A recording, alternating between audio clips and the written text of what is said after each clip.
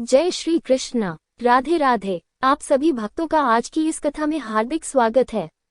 भगवान श्री कृष्ण और श्रीमती राधा रानी की कृपा से आपकी समस्त मनोकामनाएं पूर्ण हो। और आज आप सुनेंगे सीता माता की नीत नेम की कहानी, जिसे सुनने मात्र से ही घर में अन्न और धन के भंडार भर जाते हैं।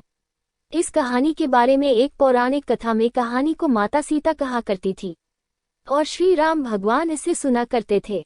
पर एक दिन श्री राम भगवान को किसी काम के लिए बाहर जाना पड़ गया, तो सीता माता कहने लगी कि भगवान, मेरा तो 12 वर्ष का नित्य नियम अर्थात नित्य नियम है, अब आप बाहर जाएंगे तो मैं अपनी कहानी कैसे सुनाऊंगी।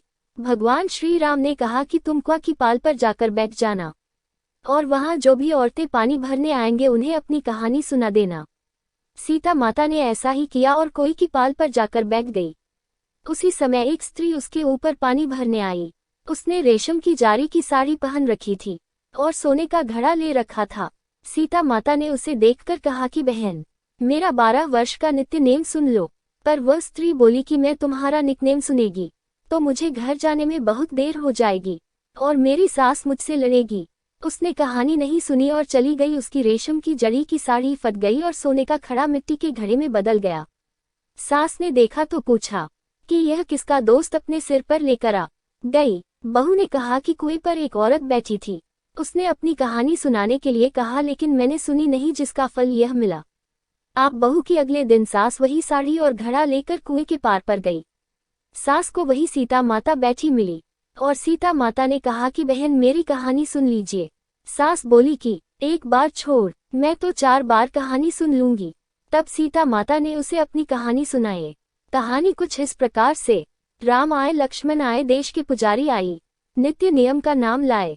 और राम बैठो राम, तपी रसोई जियो राम, माखन मिश्री खाओ राम, दूध बतासा पियो राम, साल दुशाला पाठो राम, जब बोलू जब राम ही राम, राम सवारी सबके काम, शक्ति हो राम सूख के पल का मौत, जब बोलो जब राम ही राम, राम सवारी सबके काम, खाली घर भंडार भरेंगे, सबका बेड़ा पार करेंगे, श्री राम जय जय राम।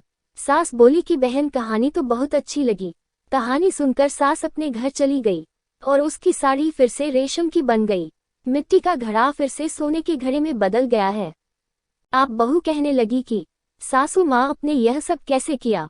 तब सासू माँ बोली कि तू दोष लगाकर आई थी और मैं अब दोष उतार कर आ रही हूँ।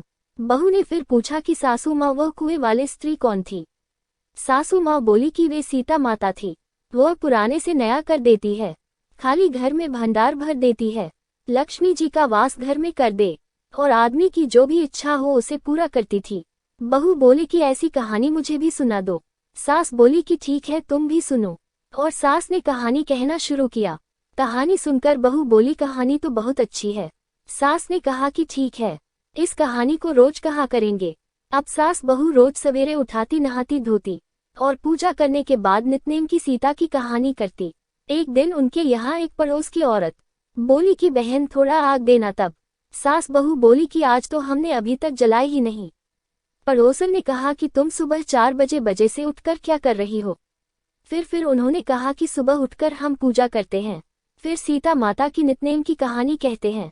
पड़ोसन ने उनकी बात सुनकर फिर कहा कि सीता माता की नितनेम की कहानी कहने से तुम्हें क्या मिला।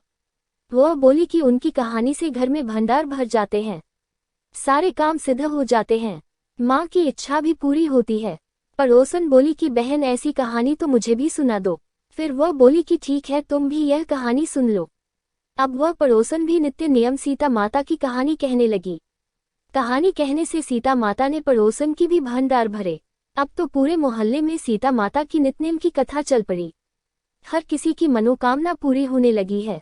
सीता माता जैसे आपने उनके भंडार भरे, वैसे ही आप हमारे भी भंडार भरना। कहानी सुनाने वाले के, कहने वाले के और हुंकार भरने वाले सबके भंडारे भरना।